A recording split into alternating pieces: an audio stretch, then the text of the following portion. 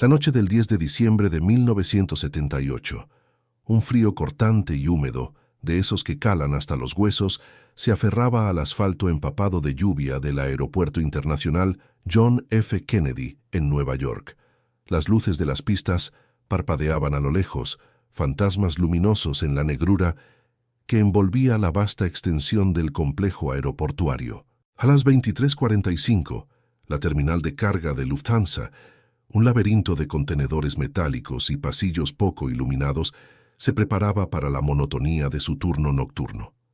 El aire olía a queroseno, a caucho quemado y a la promesa de una madrugada interminable, una de esas que anuncian el fin de un día y el comienzo de otro, sin apenas distinción para quienes la habitan. Entre los pocos trabajadores que, encorvados y con el rostro contraído por el cansancio, arrastraban cajas y cargaban mercancías con la precisión de autómatas, se encontraba Paulie Cicero. Paulie, un hombre de unos 50 años con el cabello ralo y escaso, el rostro surcado por profundas arrugas que delataban años de esfuerzo y noches sin dormir, y unas manos que parecían nudos de madera endurecidos por décadas de trabajo manual, solo ansiaba una cosa: que el reloj avanzara para poder terminar su jornada. Su mente estaba fija en el humilde apartamento de Ozone Park, Queens, donde le esperaban su esposa, María, y sus 2 hijos, soñando con el día en que su padre no tuviera que pasar la noche entre el rugido de los motores y el constante trajín de la carga. Para Paulie, cada jornada era una batalla silenciosa contra la fatiga, un sacrificio diario para mantener a los suyos a flote en una ciudad que nunca dormía y que exigía un peaje implacable a sus habitantes más humildes. Su vida era una rutina predecible, una serie de movimientos aprendidos que realizaba casi sin pensar, un refugio en la monotonía que lo protegía del caos del mundo exterior. Paulie era un hombre de familia, un pilar silencioso y trabajador, cuya mayor aspiración era la seguridad y la tranquilidad de los suyos. Pero esa noche, la aparente seguridad de su rutina se rompería de la manera más humillante y, sin que él pudiera siquiera imaginarlo, mortal. El tiempo avanzó con la lentitud de un caracol, y la 1 de la madrugada del 11 de diciembre marcó un punto de inflexión que Paulie, en su inocencia, jamás podría haber anticipado. Un Cadillac, de color oscuro, reluciente y amenazador en la penumbra, se detuvo bruscamente cerca de una de las entradas de servicio menos transitadas de la terminal de carga. No era un coche cualquiera. Su presencia allí, a esa hora, irradiaba una autoridad implícita, una sensación de que sus ocupantes no eran meros viajeros, sino hombres con un propósito oscuro y urgente. De él descendió Jimmy Burke, un hombre cuya mera mención infundía un pavor reverencial en los círculos de Lampa de Queens. Burke, un capo irlandés-americano asociado a la temida familia Lucchese, era una figura imponente, con una mirada de acero y un aura de violencia contenida que lo hacía parecer más grande de lo que realmente era. Conocido en los callejones oscuros y los bares clandestinos como Jimmy el Gentil, un apodo cargado de la más cruel ironía, pues su brutalidad no conocía límites y su paranoia era legendaria, Burke era el líder indiscutible de la Crew de Roberts Lounge, un equipo de criminales que operaba con una eficacia despiadada bajo la tutela de Paul Vario, el capo Lucchese que había orquestado el gran golpe. Burke estaba allí en persona para supervisar los últimos detalles de un atraco que, de salir bien, pasaría a la historia como el mayor robo de efectivo en la historia de Estados Unidos. Su presencia era una garantía de que no habría fallos, y también una premonición de la sangre que se derramaría para asegurar el éxito y el silencio. Mientras Burke, con la gabardina al viento y las manos en los bolsillos, revisaba los alrededores con una mirada penetrante que parecía taladrar la oscuridad, Paulie Cicero, completamente ajeno a la importancia del hombre que tenía delante y a la magnitud del evento que se cernía sobre el aeropuerto, se esforzaba con un palé cargado de cajas pesadas. Su espalda protestaba, sus músculos gemían y su atención estaba puesta en no perder el equilibrio sobre el suelo resbaladizo. En un instante de distracción, provocado por el peso abrumador y la penumbra, Paulie, con los ojos fijos en el suelo, casi tropieza con Burke. Fue un roce insignificante, Un paso en falso que en cualquier otra circunstancia habría sido ignorado, pero no para Jimmy Burke. La reacción del capo fue instantánea y desproporcionada, una explosión de ira fría que heló la sangre de Polly. Un empujón violento, ejecutado con una fuerza brutal, derribó a Polly al suelo haciéndole perder el aire y golpearse la cabeza ligeramente. Cayó con un golpe sordo, su cuerpo dolorido impactando contra el frío hormigón. Antes de que Polly pudiera siquiera reaccionar, una ráfaga de insultos, proferidos en un tono bajo pero cargado de veneno, lo humilló aún más. «¡Aprende a mirar por dónde andas, maldito inútil! ¡Estorbo!», siseó Burke, sus palabras resonando con una advertencia fría y cortante, una amenaza velada que iba más allá de la simple reprimenda. La voz de Burke, aunque un susurro, sonaba como el filo de una navaja. Polly, avergonzado hasta la médula y con el cuerpo dolorido, solo pudo recogerse lentamente, su dignidad hecha añicos, y asentir con la cabeza, la mirada fija en el suelo, incapaz de levantarla para mirar a los ojos a su agresor. El miedo y la humillación se mezclaron en un cóctel amargo en su garganta. Se sentía insignificante, invisible, un mero estorbo en el camino de un hombre que irradiaba poder y peligro. No había pedido disculpas, simplemente había aceptado su lugar, el de un don nadie ante la furia de un depredador que se sentía dueño del mundo. Lo que Jimmy Burke no sabía en ese instante, en medio de su furia y su prisa por la inminente operación, era que ese cargador al que acababa de humillar públicamente no era tan insignificante como pensaba. Y lo que Polly no comprendía completamente en ese momento de vergüenza y dolor era que en los minutos previos a ese encuentro brutal, su mente, acostumbrada a observar sin ser vista, había registrado algo. Ese algo era una astilla minúscula en la vasta maquinaria del crimen, un detalle tan insignificante que en aquel instante no mereció la atención consciente de Polly, pero que ya se había incrustado en los recovecos de su memoria, esperando el momento de resurgir con una fuerza demoledora. Jimmy Burke, en aquel entonces, era mucho más que un gánster de poca monta. Era una figura imponente, un verdadero rey en la oscura corte del crimen organizado de Queens, Nueva York. A sus 47 años, había forjado una reputación tan temible como respetada, un irlandés americano con la mano dura y la mente fría, que operaba bajo el manto protector de la poderosa familia Lucchese, directamente apadrinado por el capo Paul Vario. Su feudo, el Roberts Lounge, en el corazón de Ozone Park, Queens, no era solo un bar, era el epicentro de su imperio, un lugar donde el humo de los cigarrillos se mezclaba con el aroma a cerveza rancia y el murmullo constante de apuestas ilegales, préstamos usureros y la planificación meticulosa de golpes que harían temblar a la ciudad. Burke era un depredador nato, conocido por su temperamento volátil, su desmedida paranoia y, paradójicamente, por una astucia casi genial para orquestar los robos más audaces. Su crew no era un mero grupo de matones. Era una extensión de su voluntad, una máquina bien engrasada de criminales leales hasta la muerte, o al menos hasta que Burke decidiera lo contrario.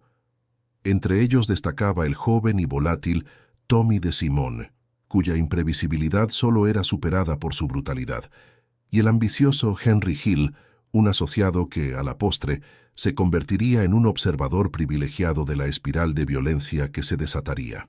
La filosofía de Burke era sencilla y brutal, nunca dejar cabos sueltos. Para él, cualquier persona que pudiera, incluso remotamente, testificar contra su crew o implicarles en sus fechorías era un riesgo inaceptable, una amenaza latente que debía ser eliminada sin piedad ni contemplaciones. En su mundo, la lealtad se compraba con miedo y se pagaba con sangre. Mientras Burke se movía entre los lujos obscenos obtenidos a través de la extorsión y la violencia, Polly Cícero, el cargador que había sido humillado, apenas conseguía llegar a fin de mes. Su vida era un contraste abismal con la opulencia y la brutalidad de Burke.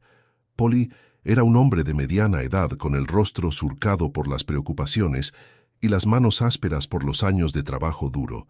Su existencia giraba en torno a su familia, una esposa que dependía de cada céntimo de su salario y dos hijos que, ajenos a las sombras que se cernían sobre su padre, soñaban con una vida mejor, con un futuro que Polly se esforzaba por construir día tras día. La herida de Polly no era una deuda de juego impagable o un vicio oculto, sino la constante y agotadora presión de la clase trabajadora, el miedo perenne a no poder proveer para los suyos, a fallar en su papel de sostén. Su rutina monótona en el Aeropuerto Internacional John F. Kennedy era paradójicamente su santuario, un lugar donde la repetitiva labor de cargar y descargar mercancías, el ruido constante de los aviones y el ir y venir de los contenedores le ofrecían una cierta previsibilidad, una monotonía que era preferible 1000 veces al caos impredecible del mundo exterior, un mundo del que Polly intentaba mantenerse lo más alejado posible. Era un hombre pequeño en un mundo inmenso, un engranaje casi invisible en la vasta maquinaria del aeropuerto, ajeno por completo a las sombras del crimen organizado que se cernían sobre él y sobre el lugar donde trabajaba.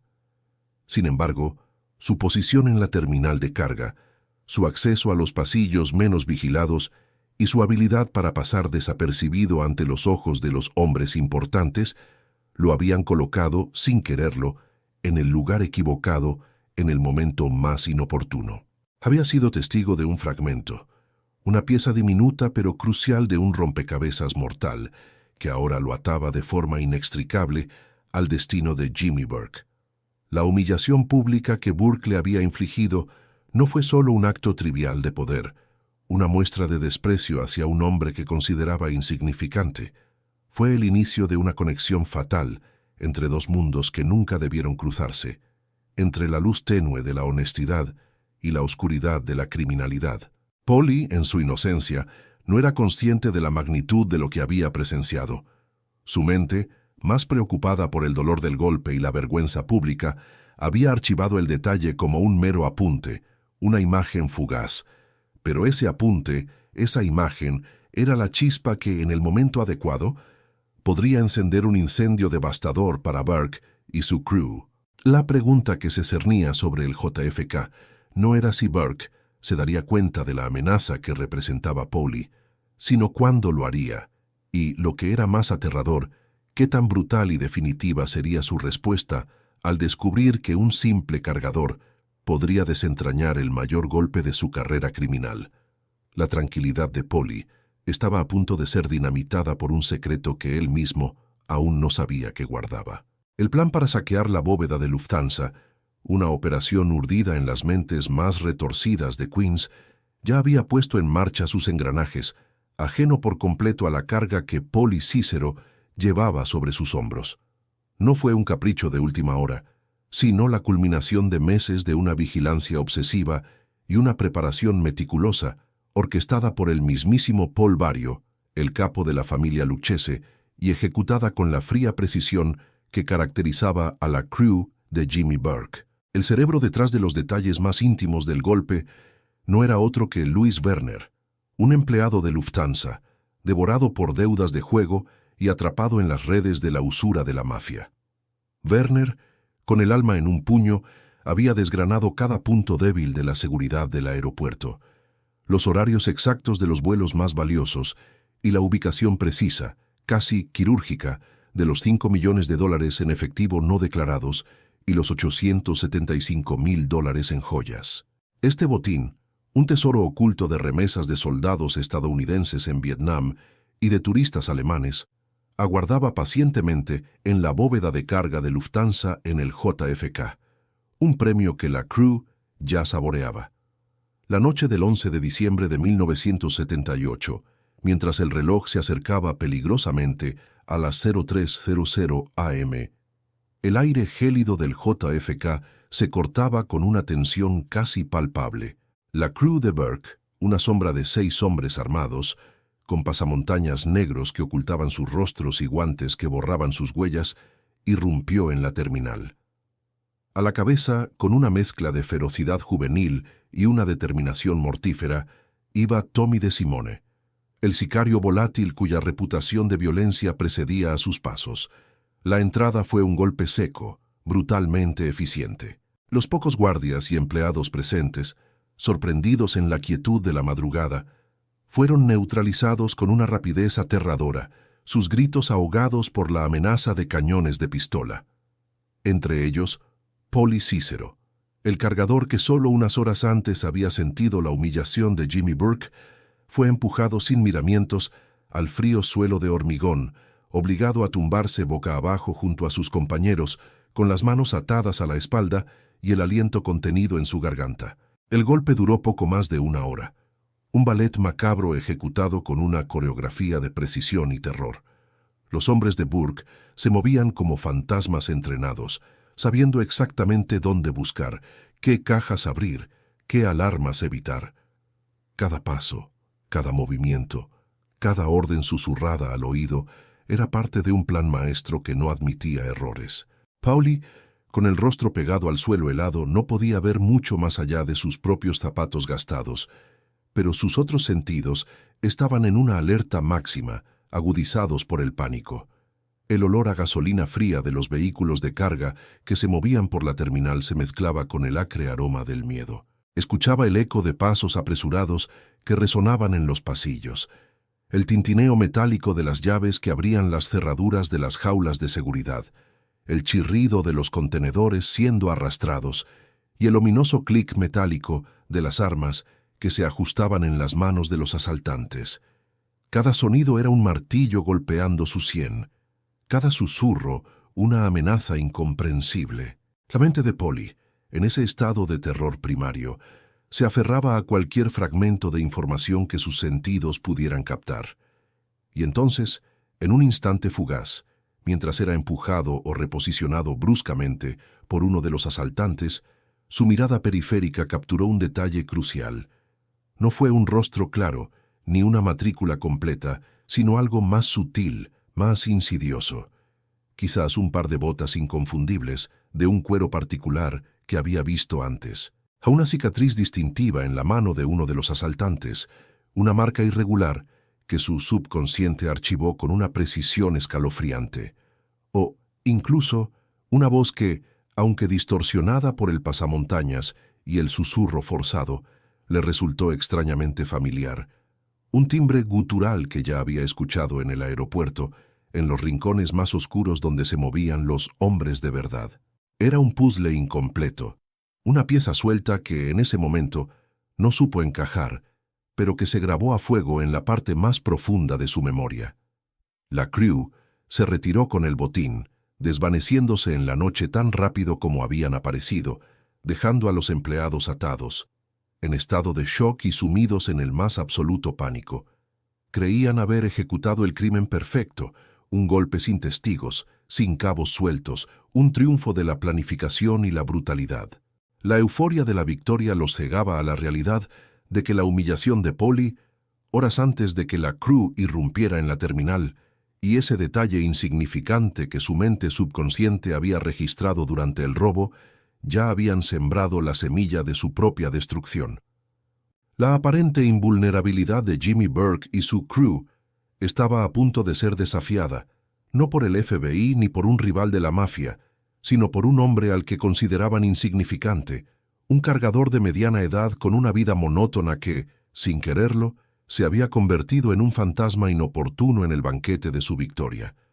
Un testigo mudo cuya memoria, tarde o temprano, exigiría su precio. La paranoia de Jimmy Burke no era un rasgo de carácter, sino una estrategia de supervivencia forjada en las calles de Ozone Park.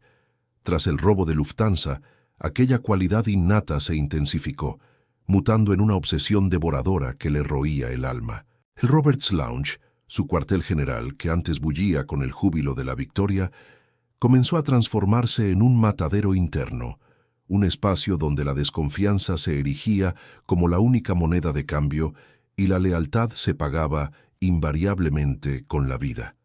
Sentado en su mesa habitual, con el humo denso de su cigarro cubano nublando su mirada de acero, Burke repasaba una y otra vez la lista de todos los involucrados, cada rostro, cada nombre, cualquier mención casual del atraco, cualquier pregunta indiscreta, el más mínimo signo de debilidad o nerviosismo era interpretado como una sentencia de muerte ineludible. Los cuerpos no tardaron en aparecer, sembrando el terror por todo Queens. Stax Edwards, el músico encargado de deshacerse de la furgoneta del robo, fue hallado muerto a tiros, su error fatal el haber olvidado mover el vehículo a tiempo. Luego le siguió Martin Krugman, el peluquero que había sido pieza clave en la planificación del golpe, desmembrado y desaparecido sin dejar rastro. La purga era brutal, metódica, un macabro recordatorio de que Burke no toleraba cabos sueltos. Cada desaparición, cada cadáver descubierto, era un mensaje críptico para el resto de la crew. El silencio era oro y la deslealtad un pasaporte al infierno. La atmósfera en el Roberts Lounge se volvió densa, cargada de un miedo palpable que flotaba entre las risas forzadas y el tintineo de los vasos. Burke, con su calma gélida, observaba a sus hombres, buscando cualquier fisura, cualquier atisbo de traición en sus ojos. Mientras tanto, en su humilde hogar de Queens, Polly Cícero sentía cómo la presión aumentaba día a día. No era solo el miedo generalizado que la mafia infundía en cada rincón de Ozone Park, un temor que todos compartían. Era una sensación mucho más personal, una amenaza que se cernía directamente sobre él, un escalofrío que le recorría la espalda cada vez que salía de casa. Empezó a notar coches sospechosos aparcados cerca de su portal por las noches, vehículos que no pertenecían a ningún vecino conocido. Rostros desconocidos, demasiado atentos, aparecían en su ruta al trabajo, en la parada del autobús, en la misma cafetería donde solía tomar su café matutino. Miradas furtivas, persistentes, le seguían por los pasillos menos transitados del aeropuerto JFK, donde antes había sido un fantasma, invisible para todos. La humillación de Burke, aquel empujón violento en el JFK que al principio le pareció un incidente aislado, una agresión trivial de un matón más, ahora se conectaba en su mente con la ola de violencia que se desataba a su alrededor. No era un detective, ni un hombre de grandes luces, pero la intuición, esa voz interna que grita cuando el peligro acecha, le decía que algo no encajaba. La imagen del rostro de Burke, la frialdad de sus ojos, se grababa en su memoria, cobrando un nuevo significado.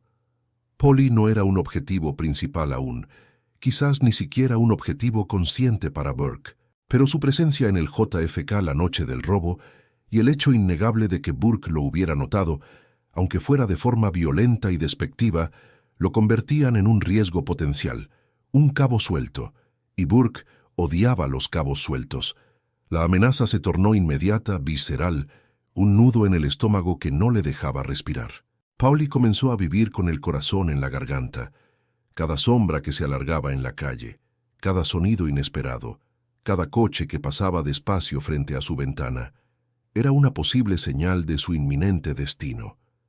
La vida normal que conocía, esa rutina monótona pero segura que tanto anhelaba, se desmoronaba ante sus ojos, reemplazada por un miedo constante que le arrebataba el sueño y el apetito. Sabía que no podía hablar, que ir a la policía era una sentencia tan segura como quedarse callado y ser descubierto por Burke.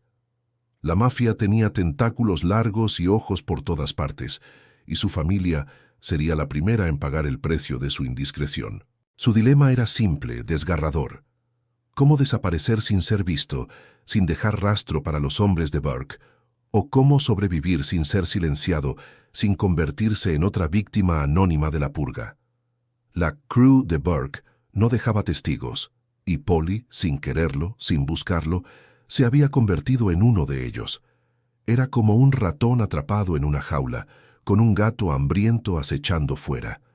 Cada día que pasaba, el cerco se estrechaba, y la desesperación le invadía. La humillación de aquel día, que parecía un simple acto de crueldad gratuita, se había convertido en el preludio de una pesadilla de la que no sabía cómo despertar. El aire de Queens, que antes olía a libertad y a la promesa de un nuevo día, ahora apestaba a muerte y a traición, y Polly lo sentía en cada bocanada. La desesperación, una losa pesada, se asentó sobre Polly, aplastando cualquier atisbo de esperanza que pudiera haberle quedado. En aquel almacén lúgubre, el eco de sus propios latidos resonaba como un tambor de guerra, anunciando un final ineludible. Jimmy Burke, con la mirada fría y calculadora, ya había pronunciado su sentencia, una que no necesitaba palabras para ser comprendida. Polly, un hombre cualquiera, un eslabón insignificante en la cadena de la vida, se veía ahora como el trofeo final en la sádica purga de Burke.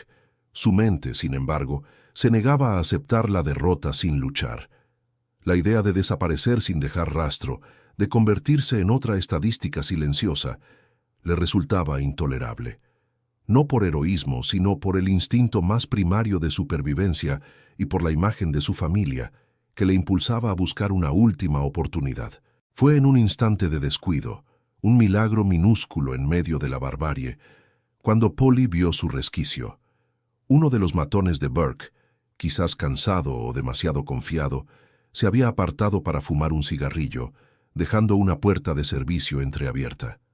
El aire gélido que se colaba por la rendija era una bocanada de vida. Con el corazón desbocado, Polly se lanzó.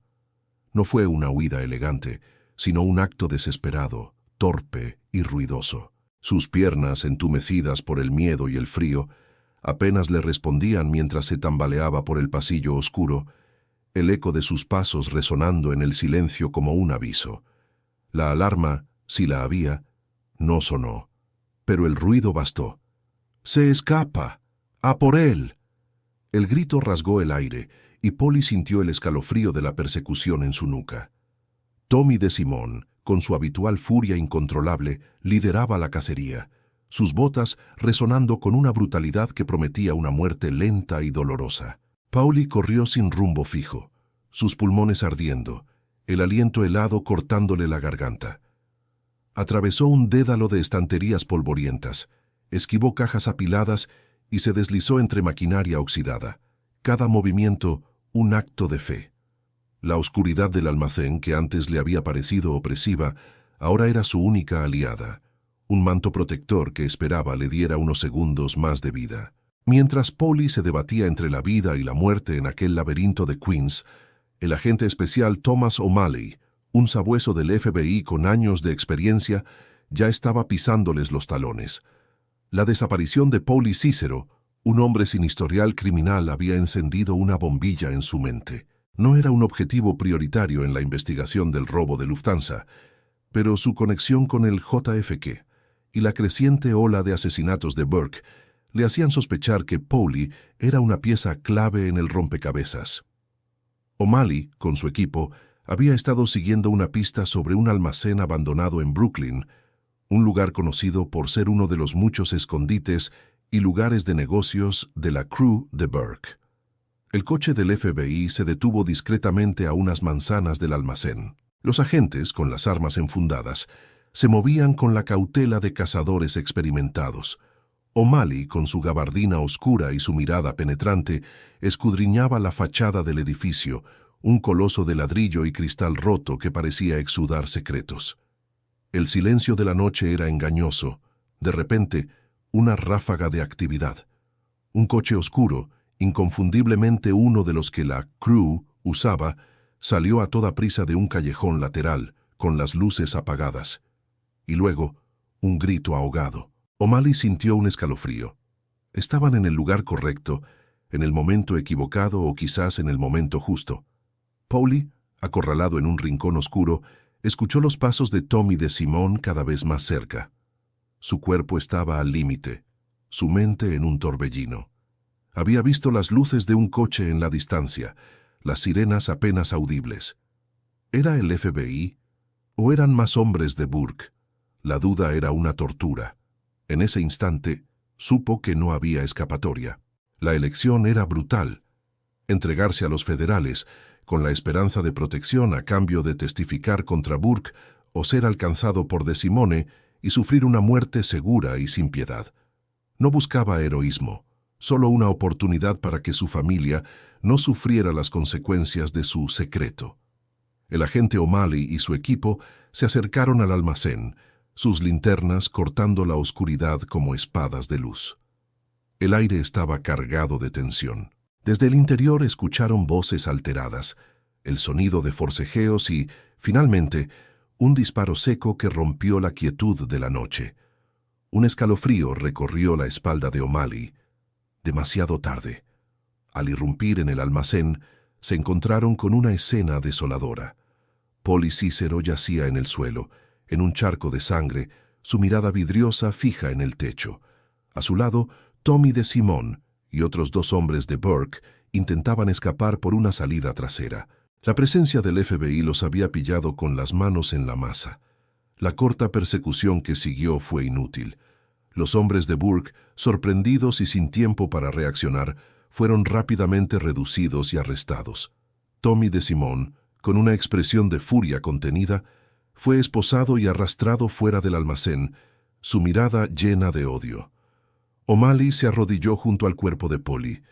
No había nada que hacer. El cargador humillado, el testigo silencioso, había sido silenciado para siempre. En su mano apretaba un pequeño trozo de papel, doblado y empapado en sangre. O'Malley lo abrió con cuidado. Era una nota, garabateada con prisa y desesperación. Botas, cicatriz, Jimmy B. La humillación trivial en el JFK, el detalle insignificante, se había cobrado su precio final. Paul y Cícero había muerto, pero no sin dejar una última prueba, un hilo que O'Malley estaba decidido a seguir hasta el final. La violencia de Burke había alcanzado su clímax, pero también había dejado el rastro que el FBI necesitaba para desentrañar el mayor atraco de la historia. El destino de Paul y Cícero, el cargador humillado del JFK, se desvaneció en el anonimato, como tantos otros que cruzaron el camino de Jimmy Burke. No se encontró su cuerpo, no hubo un juicio por su desaparición. Simplemente se esfumó, una víctima silenciosa de la purga de Lufthansa. Su historia se convirtió en una nota a pie de página en los informes del FBI, un nombre más en la larga lista de desaparecidos de Burke. Sin embargo, aquel trozo de papel empapado en su sangre sería la mecha que encendería el principio del fin para la crew de Roberts Lounge. La información no era una bala de plata, pero se sumaba a la creciente pila de pruebas que el agente especial Thomas O'Malley estaba construyendo, ladrillo a ladrillo, contra el imperio de Burke. Meses después del robo, la presión del FBI, alimentada por informantes como Henry Hill, quien finalmente testificó contra Burke para salvarse a sí mismo, comenzó a desmantelar la crew.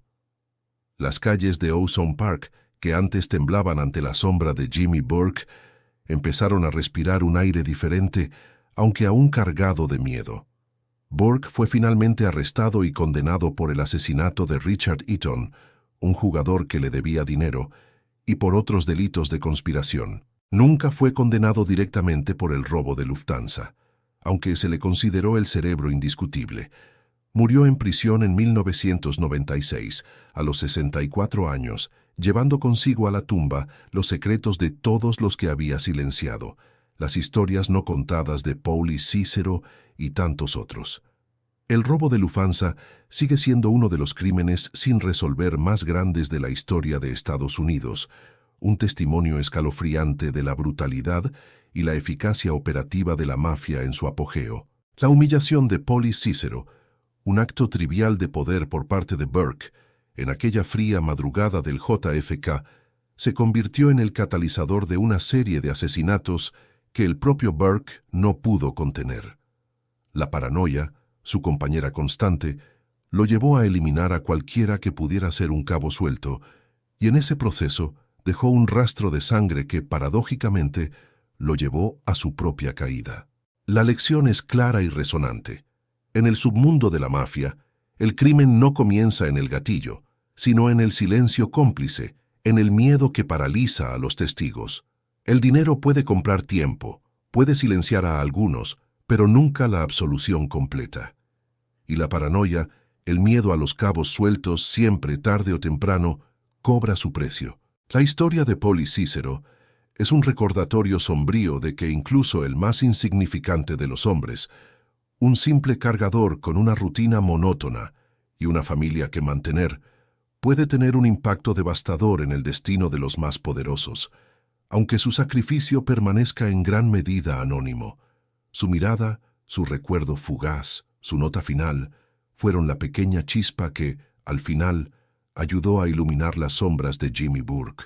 Si esta inmersión en las profundidades de la mafia neoyorquina y sus oscuros secretos os ha intrigado, no olvidéis darle un me gusta a este vídeo, dejar un comentario con vuestros pensamientos sobre la justicia o el silencio en el mundo del crimen organizado y suscribiros al canal para no perderos nuestras próximas investigaciones. ¿Qué otros secretos creéis que se llevó Jimmy Burke a la tumba?